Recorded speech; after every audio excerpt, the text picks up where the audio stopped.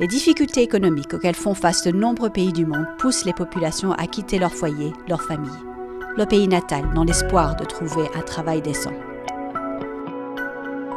La migration des travailleurs est une caractéristique récurrente de la mondialisation. Un grand nombre de demandeurs d'emploi sollicitent des agences de recrutement pour être placés à l'étranger. Le recrutement international s'est donc rapidement développé.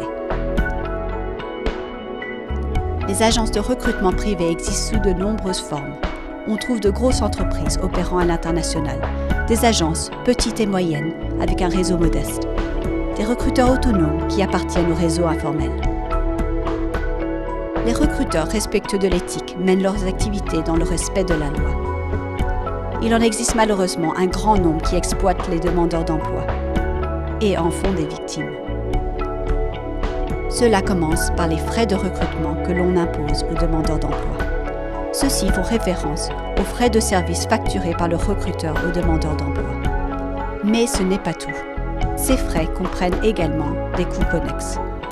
Des frais de traitement appliqués aux passeports et visas, des frais d'évaluation, des frais administratifs et bien d'autres encore non spécifiés.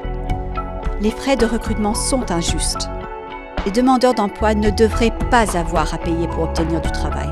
Ces coûts doivent être pris en charge par les employeurs. Les frais de recrutement exorbitants sont assortis de promesses mirifiques. Emploi garanti, rémunération élevée, conditions de travail décentes. Désespérés, les demandeurs d'emploi doivent souvent prendre des mesures radicales pour pouvoir payer. Ils vendent leurs biens, ils hypothèquent leur maison, ils contractent des prêts importants.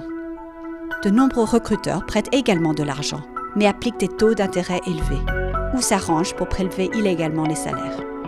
Les frais de recrutement entraînent souvent des dettes. Écrasés sous leur poids, les migrants sont nombreux à se retrouver dans des situations précaires.